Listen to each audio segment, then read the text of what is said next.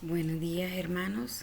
Este día les traigo un tema sobre la moral sexual, un tema muy poco expresado por diferentes medios de comunicación.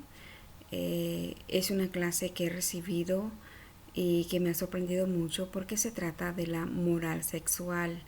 Esta parte de la moral sexual abordada desde el punto de vista del ser de la persona, es decir, de su origen, la constitución propia de cada ser humano en el ámbito espiritual, social, en el ámbito psicológico, emocional. En principio, la sexualidad puede producir fascinación, puede producir rechazo, y esta dualidad muchas veces puede producir una doble moral, es decir, afirmar algo y actuar de otra forma. Por eso es muy importante en la familia la práctica consciente del diálogo, de la comunicación, la confianza, de una moral cristiana que fomente valores, porque nos hace sobrevalorar todas las situaciones que se nos presentan. Porque quiero compartir este tema con ustedes? Porque en la familia es donde se construye la sociedad, y hoy en día estamos en un constante hedonismo, en un relativismo moral. Este hedonismo trata de el placer, satisfacer el, el ego del ser humano, por lo que es necesario vivir una antropología integral cristiana, es decir, que cada persona realice su historia con Dios. La parte sexual siempre está vinculada a la parte religiosa. Esto lo vamos a tomar no solamente desde el punto de vista científico de las diferentes disciplinas, sino también desde la parte teológica. En la moral sexual tenemos que abordar lo que son los tabúes, las cosas medio dichas, lo que inspira temor, las prohibiciones, el rigorismo. Muchas veces este tipo de concepciones lo que hace, en vez de integrar, dispersa el concepto que uno pueda tener acerca de la sexualidad. Esta sexualidad produce atracción en el ámbito religioso. Su tendencia opuesta es el mito. En el ámbito secular, la tendencia es que hay una actitud prolongada a través del hedonismo contemporáneo, y en esta parte es donde se manifiesta una antropología dualista de tipo materialista. El hombre que durante todo el día vive oprimido por los mecanismos de la sociedad, podemos ver en la radio, en la televisión, en las redes sociales, en el internet, que le impone lo que ha de hacer, lo que ha de pensar, lo que ha de consumir. Estamos en un momento de consumismo excesivo, y busca en la actividad sexual un desahogo y una liberación. La Iglesia, ante este tema de la sexualidad, ha sostenido una antropología unitaria, y se piensa en el dogma de la resurrección de la carne. En el ámbito educativo se tradujo, sea en un fenómeno involuntario del erotismo. Esto es provocado por el exacerbado a través de los silencios, las cosas dichas a medias, como ya les decía, es decir, la dialéctica visto o no visto, sea en un espiritualismo exagerado que favorece la represión en vez de la integración. El espiritualismo exagerado que favorece la represión, eh, en vez de la integración. La moral cristiana es una opción correcta cuando abandonó el lenguaje de la ley y buscó el fundamento de la escritura y en la teología.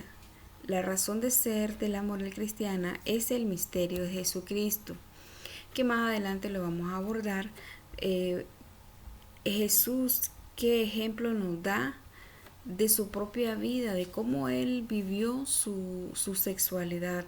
Recordemos que la parte sexual no solamente se trata de la parte genital, sino que también incluye la parte de las relaciones humanas, de las relaciones con el otro. Hay unos desafíos de la moral cristiana y que incurren en una disyuntiva, los múltiples y graves interrogantes que sacuden al hombre y la mujer de hoy, y que lo que importa es aprender sobre el hombre y entender dónde está situada su realización humana real.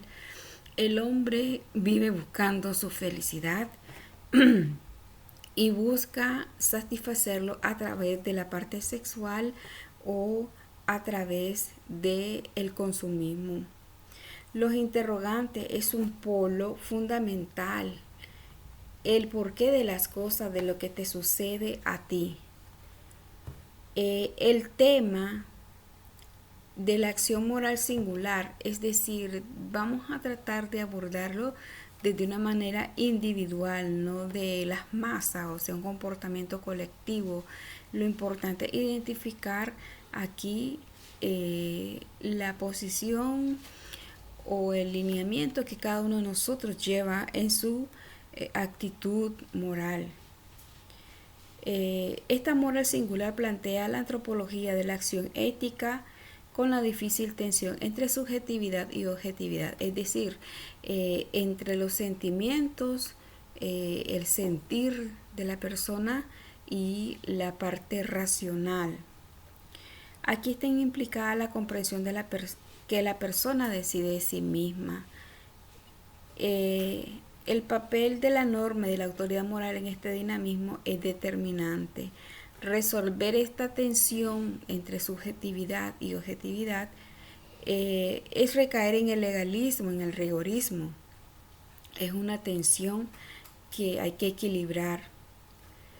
No es lo mismo lo subjetivo del ser humano, como ya les decía, que la objetividad. El significado de la sexualidad humana en la visión interdisciplinaria. Ya les comentaba de que no solamente vamos a verlo desde el punto de vista teológico, sino que dice la ciencia a través de sus diferentes especialidades. La antropología sexual, en su tarea de individualizar las estructuras básicas de la sexualidad, no puede prescindir del aporte de las ciencias humanas, como es la biología, la sociología, la psicología profunda, la antropología cultural. La sexualidad en general es todo un complejo de elementos y factores, desde lo biológico hasta aquellos psicológicos y espirituales que hacen de un hombre, de un individuo humano, una persona sexuada, es decir, de sexo masculino o femenino. Es la sexualidad en su conjunto como dimensión de la persona, uno de los constitutivos de la persona humana concreta. Esto es el concepto de la sexualidad general desde el punto de vista interdisciplinario. Y la sexualidad genital pues alude a la base biológica y reproductiva del sexo y el ejercicio de los órganos correspondientes. Y como ya sabemos de dónde nace el sexo biológico humano, de lo cromosómico, gonádico, hormonal, los aportes de la psicología. En esta parte hay tres estudiosos de la psicología que dan un buen aporte. Cada uno de ellos trata una parte del ser humano. Por ejemplo, Freud analiza la etapa de la evolución psicosexual. Ahí él analiza el desarrollo. Erikson asume que a través de la personalidad de ese desarrollo el hombre adquiere su madurez, y Lacan estudia también esa etapa, pero hace una combinación de la evolución psicosexual, es decir, incluye tanto la parte psicológica como la parte sexual. Y tenemos lo que es la ley de castración simbólica y la castidad. En esta parte el psicoanálisis nos ayuda a comprender en primer lugar cómo la realización efectiva de los valores morales no es solo un fruto de la libre decisión, sino también la consecuencia de la adquisición de un adecuado equilibrio psicológico. Las frustraciones y complejos no resueltos juegan un rol determinante sobre el obrar humano, sobre todo en el campo de la sexualidad, porque produce una dilatación desmesurada del inconsciente, el cual interfiere profundamente sobre las decisiones del sujeto, incluso sobre aquellas que se pretenden más libres y responsables.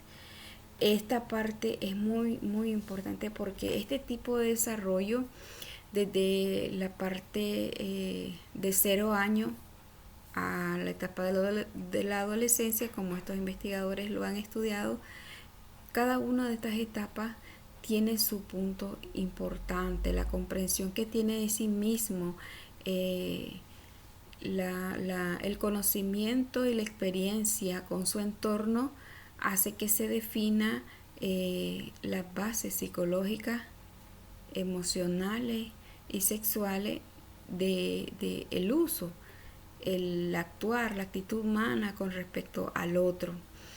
Y de acuerdo al entorno en que vive, en este caso, por ejemplo, un niño o un adolescente, las frustraciones y complejos que puede vivir por agente externo pueden distorsionar un poco, si no se equilibra, su visión acerca de la sexualidad y de las relaciones personales. En el contexto de la investigación psicoanalítica, la madurez sexual y personal comporta la renuncia a la pretensión totalitaria del placer, que no reconoce medida, medi- que no reconoce medida ni ley, y al mismo tiempo la renuncia al perfeccionismo de una moral de tipo narcisístico. Esta parte ya es meramente de psicología, este narcisismo que persigue la realización de una imagen gratificante de sí mismo, es decir, es una persona que solo piensa en sí mismo, egocéntricamente, es lo que llamamos egocéntricamente, que todo el mundo gira alrededor de esta persona. Y se niega a tomar conciencia de las propias pulsiones, pero al mismo tiempo el reconocimiento de tales límites y condicionamiento es la base para la educación de la libertad y la integración sana y madura de la sexualidad en el proyecto personal de vida. Y aquí hay una pregunta muy importante.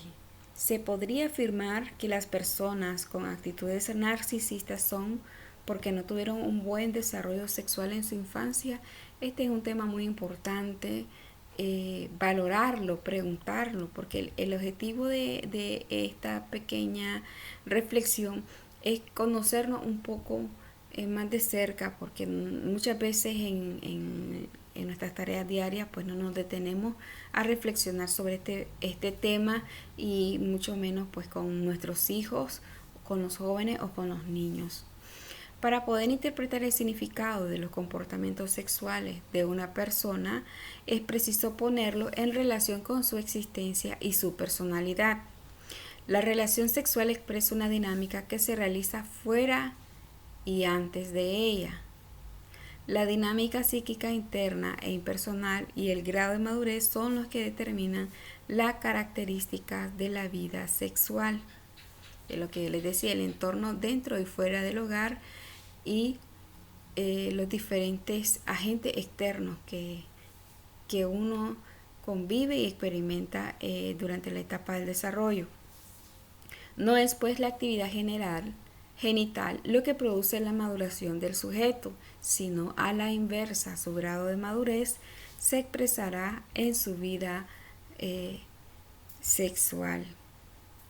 La antropología cultural, en ese análisis sociocultural, la sexualidad está marcada por la conflictualidad, por un estado de disociación. Hay una tensión entre la concepción taoística negativa del pasado y la permisivo-consumística, hoy dominante, y la dialéctica no resuelta entre público y privado. Esta taoística negativa es pensar que el sexo o que la sexualidad es mala o que no es permitida. Al contrario de lo que hoy se vive, es un permisivismo excesivo que lo podemos ver en todos los medios, en todo el entorno. Un dato preocupante que emerge del análisis cultural es la cada vez más marcada hipergenitalización de la sexualidad. Ustedes van a ver en todos los medios de comunicación que si no hay una escena erótica, una escena de desnudez, pues no venden algún producto de consumo. Entonces se ha hipergenitalizado esta parte humana. Existe, sin embargo, una tendencia a seguir la dirección negativa debido a una cada vez más mayor privatización del sexo inducida por la cultura burguesa. Este proceso de decadencia de las formas de comportamiento ritualizado pueden favorecer una mayor libertad individual y una más grande autenticidad expresiva de las relaciones, superando los vínculos impuestos por la sociedad, pero entraña el peligro de una privatización radical del amor, con la acentuación de la búsqueda del placer y la disociación de la actividad sexual de la fecundidad. Es decir, se cae en el hecho de apropiarse, tanto así que solamente es para placer y no es como donación al otro, ¿verdad? Y la disociación de la actividad sexual de la fecundidad. Bueno, vemos hoy de que ya pues pareja gay pues quieren adoptar niños como que si fueran un matrimonio constituido, hombre y mujer. Y todas estas ideas pues son influenciadas por el marxismo. Todo tiene su historia dentro del el aprendizaje de la historia humana. La aproximación fenomenológica a la sexualidad a través de diferentes disciplinas científicas nos ha permitido comprender ya la sexualidad como una fuerza o impulso de trascendencia radicado en las personas.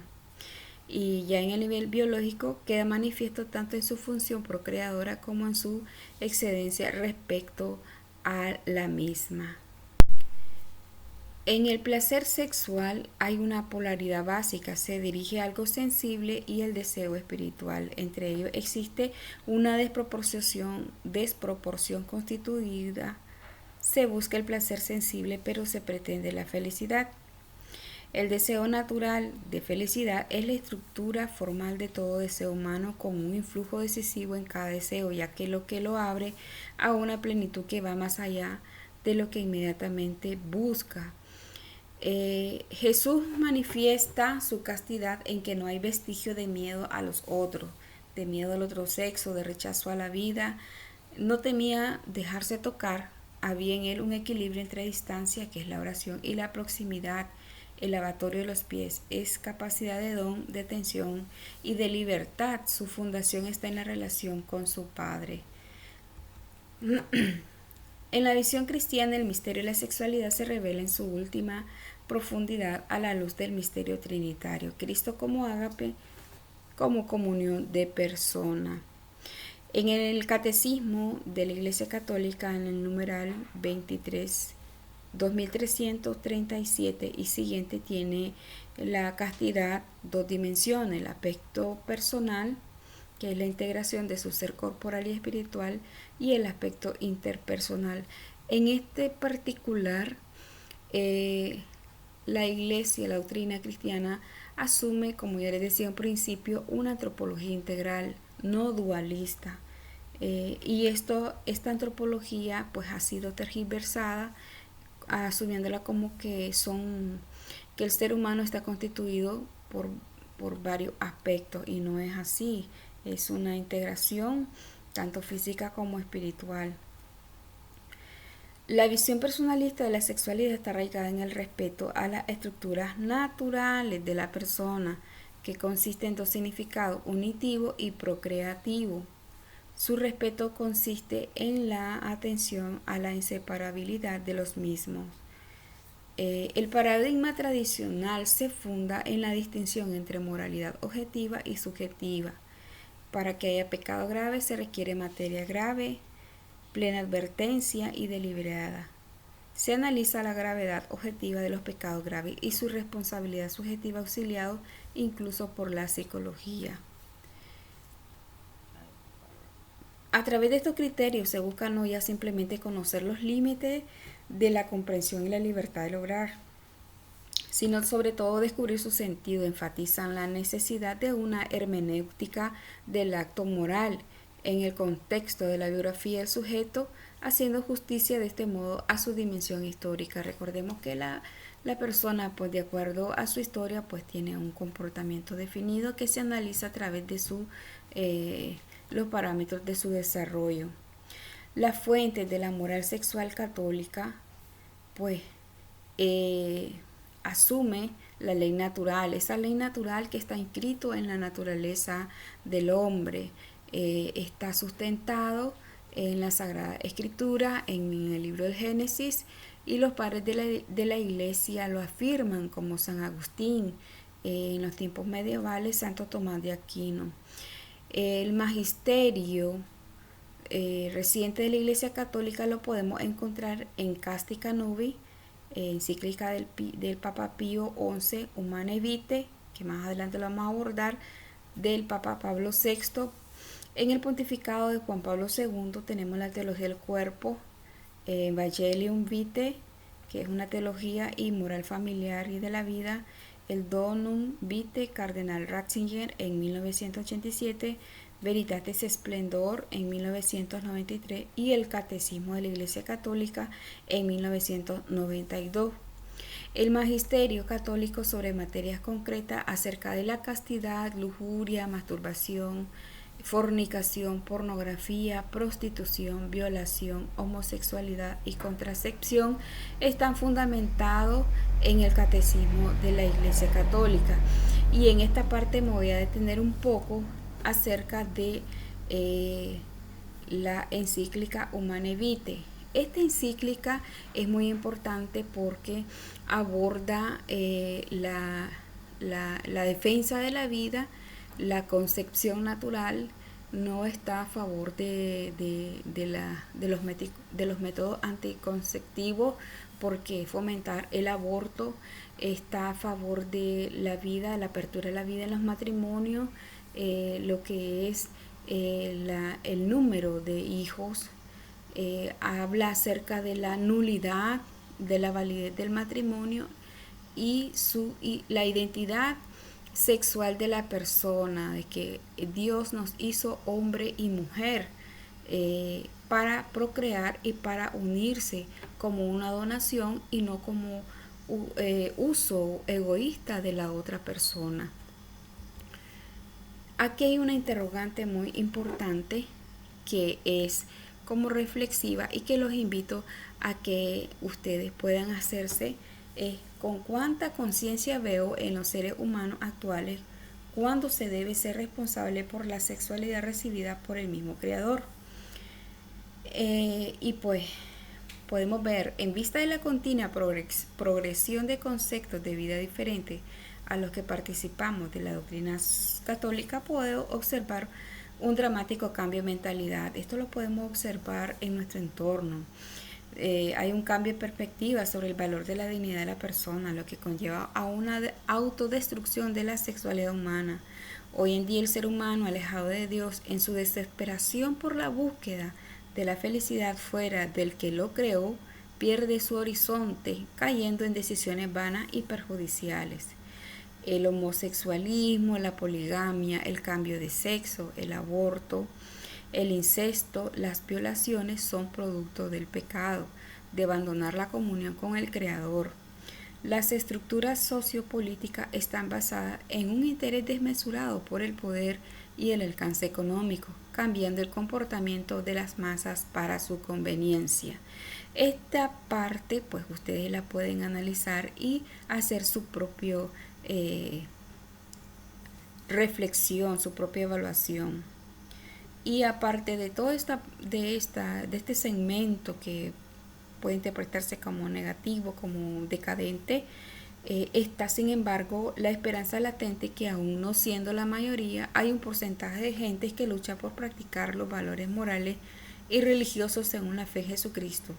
Este es el germen para una sociedad renovada que busca la felicidad en Dios, que manifiesta su fe en la procreación, fidelidad y castidad en el amor. Y hay una pregunta acá. ¿Te ayuda la reflexión teológica de estos temas en tu vida personal de cara a tu fe cristiana? Yo como persona individual y con un análisis singular, pues puedo decir de que me ayuda a tener más conciencia sobre mi vida personal, a valorar profundamente el sacramento del matrimonio, la procreación de los hijos, la donación conyugal, las relaciones interpersonales, y me exhorta a evaluarme profundamente, a determinar cuáles conceptos he malinterpretado y cuáles afianzar. Un aspecto muy importante y que para mí es de mucha luz es la sexualidad pascual presentada por el mismo Jesucristo. El equilibrio de su libertad es algo de apreciar, aprender y experimentar. Recordemos que él se alejaba a los montes a orar, esa parte de la ascesis que él practicaba, y la otra parte que él dejaba que se le acercaran todo tipo de personas, o sea, no temía que la gente se le acercara, ni él tenía miedo de acercársele a la gente. Esta libertad solo la encontramos en Jesucristo. El conocimiento adquirido sobre el ser objetivo y subjetivo ha sido de gran ayuda para comprender los temas que han sido profundizados. Realmente es muy necesario conocerse a sí mismo desde el punto de vista psicológico y de las demás disciplinas. Estas contribuyen al desarrollo de investigaciones en el comportamiento humano. El estudio de la sexualidad a la luz de la revelación completa la parte esencial para entender nuestras relaciones con nosotros mismos y con los demás. Y en este punto la castidad en muchos casos es mal interpretada porque, por ejemplo, para mí, al estar aprendiendo en este curso me ayuda a entenderlo desde la perspectiva moral espiritual, de manera que he esclarecido ciertos conceptos sobre la libertad y me ha abierto pues otras perspectivas con respecto a las realidades que se viven hoy en día y que nuestros jóvenes y niños están expuestos sin ninguna formación, dando lugar a desviaciones y tergiversaciones que entorpecen su educación. Recordemos que el desarrollo de los niños y jóvenes en adolescencia, cuando es un punto muy importante en que ellos buscan su identidad, tratan de conocer su entorno y saber quiénes son, su identidad familiar, pues es muy importante afianzar en ellos quienes realmente son y que se sientan desarrollados, plenos y satisfechos en su desarrollo psicoemocional. El magisterio de la Iglesia, bajo la luz del Espíritu Santo, ilumina a todos los fieles con la publicación de su carta apostólica, exhortaciones y decretos, renovando las comprensiones, los conceptos y clarificando nuestras vidas.